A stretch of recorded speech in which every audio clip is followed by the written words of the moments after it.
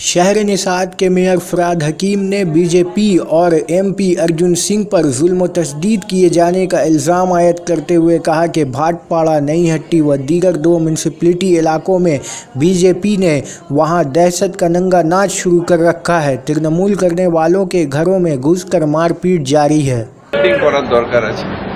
ইরিগেশনের খালের আমাদের যে পাম্পিং স্টেশনে জল পড়ে কোথায় কোথায় অবরোধ হচ্ছে, যেরকম মাঝেরহাট ব্রিজে পিডব্লিউডির কাজের জন্য একটা বড় অবরোধ হয়ে গেছে। সেখানে আমরা লাইন, যেটা আমাদের লাইন, সেটা ড্যামেজ হয়ে গেছে ফাইলিং এর। তাই এবছর খিদিরপুর এলাকায় একটা ভালো জল জমার আশঙ্কা আছে। সেটাকে প্রতিহত করার জন্য কি করতে, ড্যামরা রোডে পুরোটা জল জমবে, কারণ ওই লাইনটা যেটা ছিল ওটা পাইলিং করে ভেঙে দেওয়া হচ্ছে এবং ওই যে কোর্ট ক্যানেলের জল সেখানটা ওটা আটকে দিয়ে কাজ হচ্ছে। একটা বড় বিপর্যয় হবে। সেটাকে প্রতিহত করার জন্য কিভাবে হবে সেটা কালকে আমাদের ইঞ্জিনিয়ারদের কালকে আমরা পাঠাচ্ছি। ওদের যারা পিডব্লিউডি এবং ওই যে কন্ট্রাক্টর আছে তাদের সাথে বসে কথা বলে কিভাবে আমরা ওখানে কিছু ফোর্টেবল পাম্প দিয়ে কিভাবে জলটাকে আগে ফেলবো এই নিয়ে কথা।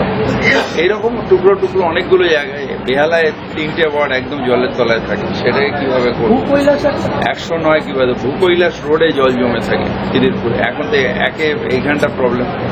ভূকৈলাস চললে যে আমাদের সিল্টিং এর কাজটা অত্যন্ত স্লো হচ্ছে, সিল্টিং এর কাজটা আমাদের বক্স ড্রেনে, সেইটা হয়ে গেলে সেটা জলটা কিভাবে সেখান দিয়ে বার করবো, এগুলো সব কালকে ওরা গিয়ে স্পট ভিজিট করবে এবং যে রিপোর্টটা দেবে সেই রিপোর্টটা আমি পাবলিক করব।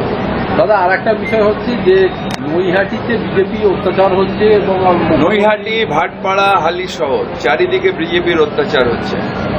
আমাদের পোলিং এজেন্ট যারা ছিল তাদের মাথার উপর রিভলভার, তাদের এবার প্রথমবারে আমরা বামফ্রন্টের সাথে লড়াই করেছি, আমাদের মেরেছে, কিন্তু কোনোদিন বাড়িতে গিয়ে অত্যাচার হয়নি। এই প্রথমবার বিজেপির কালচার যে বাড়িতে গিয়ে অত্যাচার করছে, বাড়িতে গিয়ে বউকে থ্রেট করছে, মাকে মারছে, বাচ্চা ছেলেকে মারছে এবং বাড়ির লোককে আতঙ্কিত করে দিচ্ছে।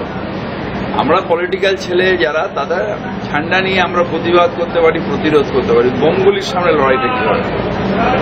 তাই আমরা কালকে অবস্থান ডেকেছি নৈহাটি মিউনিসিপ্যালিটির সামনে। কালকে আজকে জোর করে গিয়ে মিউনিসিপ্যালিটি লক করে দিয়েছে, চাবি সব নিয়ে চলে গেছে, ফাইল নিয়ে চলে গেছে, সিসিটিভি ক্যামেরার যে এটা সেটটা সেটাকে ছিঁড়ে নিয়ে চলে গেছে।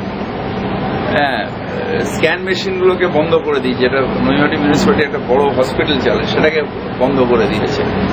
এই যে অরাজকতা চলছে এবং বাংলার মানুষ বাংলায় থেকে অর্জুন সিং বাহিনীর হাতে মার খাবে, এটা মেনে নেওয়া যাচ্ছে না। কি করলেন বাংলার মানুষ? কার হাতে ক্ষমতা দিলেন? কার হাতে ক্ষমতা, কাকে ভোট দিলেন যারা বাংলার মানুষকে মারবে? অর্জুন সিং বাহিনী। আর আমরা হাঁ করে সবাই তাকিয়ে থাকবো। কেন্দ্রে স্থায়ী সরকার দরকার হবে আর বাংলার মানুষ মার খাবে অর্জুন বাহিনীর হাতে। কেন্দ্রে স্থায়ী সরকার তৈরি হবে, আমরা গুজরাট আর ইউপির হাতে পুরো বাংলাটাকে বিক্রি করে দেবো। কালকে মুখ্যমন্ত্রী যাচ্ছেন, আপনিও যাচ্ছেন কি? হ্যাঁ, আমি যাচ্ছি।